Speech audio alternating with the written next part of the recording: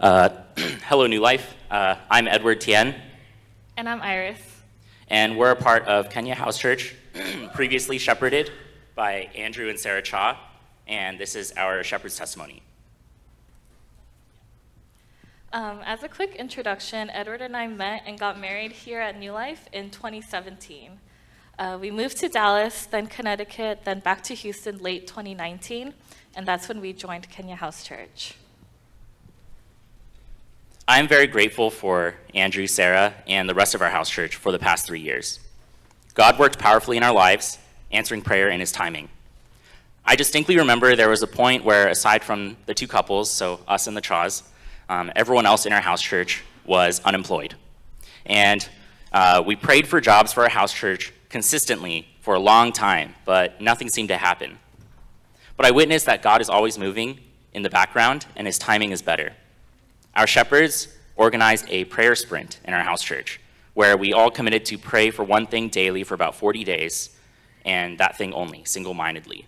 Of course, for many people, that prayer request was a job. The prayer sprint came and went, and nothing seemed to happen. However, God had better timing in mind. Just a little bit after the prayer sprint, we had 3 people all get job offers on the same day right before house church. And we noted this as more evidence that God's timing is better, and when God moves, he moves in a big way. Another thing our house church prayed for was for VIPs. At the time, we didn't have any regular VIPs for a while, and this continued for about 2 years with no signs of change. And don't get me wrong, this was a great bonding time for our members, but we did feel discouraged because no matter how hard we tried to invite others, we weren't really fulfilling the purpose of house church ministry. Then God moved powerfully again and brought us 10 new people, majority being VIPs, all over the past year.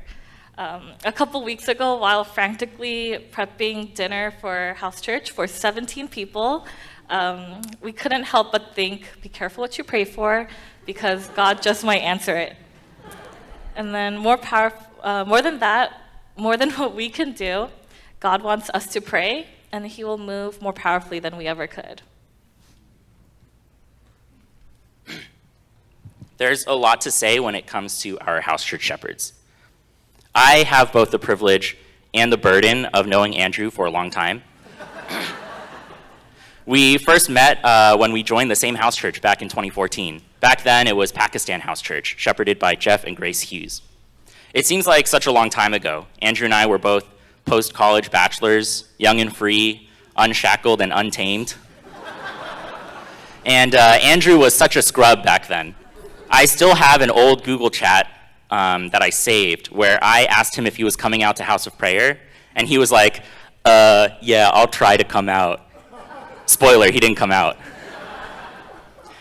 After moving away for a couple years and getting married to Iris and coming back at the end of 2019, being gone for 3 years, I come back and I'm totally floored by how much Andrew has changed and grown as a person while serving faithfully as a shepherd and being put into place by his new wife, Sarah.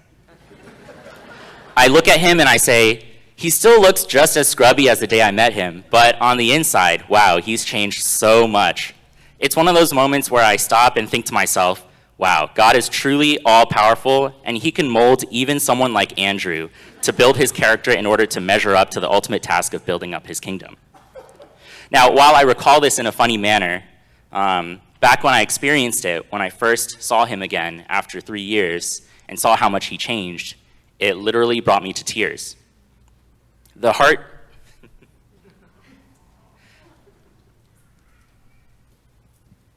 sorry, just 1 second.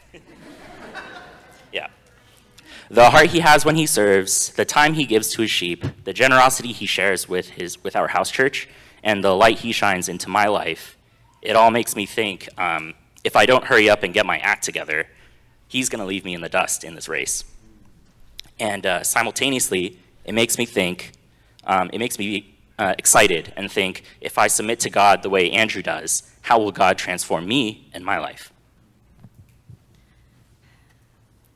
Just like how Edward knew Andrew when they were singles, Sarah and I, oh my God, are you crying?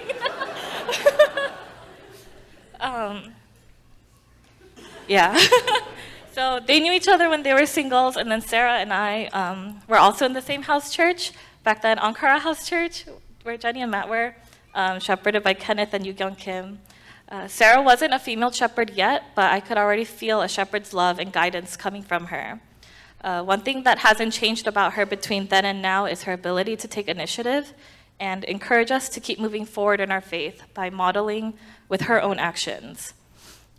Whether it's attending Bible study or other church events or buying all of the house church girls a devotional book, Sarah always genuinely and joyfully cared for our faith. If it wasn't for Sarah encouraging me to be active in church and participate in church things, including retreats, I probably wouldn't have met Edward. Now, as a married couple, Andrew and Sarah's wisdom and vulnerability helped to guide and shape our own marriage for the better. They openly and honestly shared about their marital conflicts, and some of which started and then got settled right then and there at house church. As someone who is very conflict avoidant, this was a very big culture shock, just seeing conflicts happening right in front of me. And then it amazed me, even though we've been married for 3 years at that point. I realized that I tend to bury things and forget about them.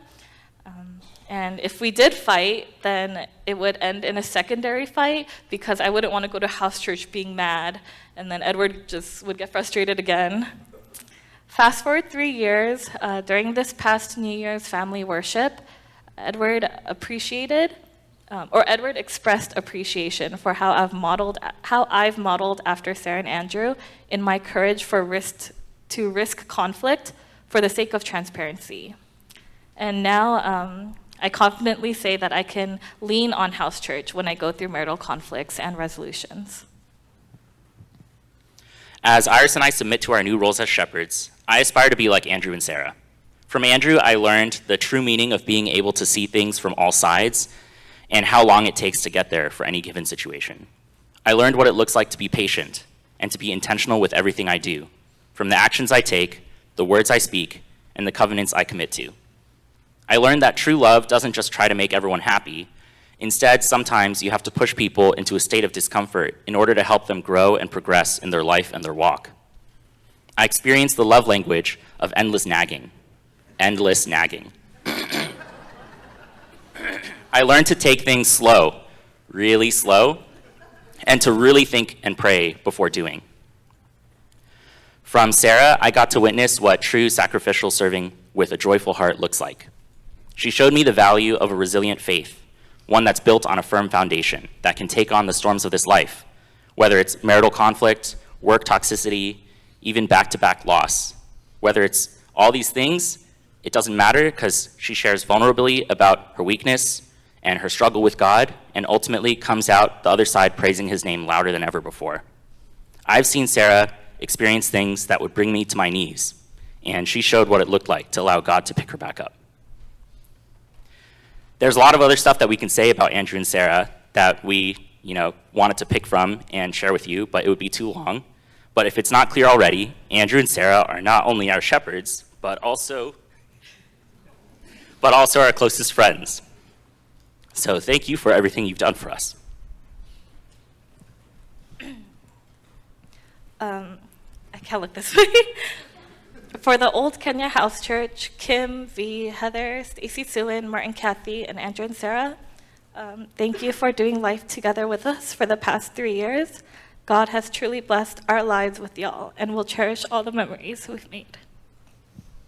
To the New Kenya House Church, April, Debbie, Tom, Junie, Justin, and Annie, we commit ourselves to the privilege and responsibility of your spiritual growth. We commit to praying for each of you by name for at least 20 minutes a day for 4 days a week. We will run hard after Jesus by loving you how he first loved us, and we're so excited to see what God has in store for our house church. Thank you.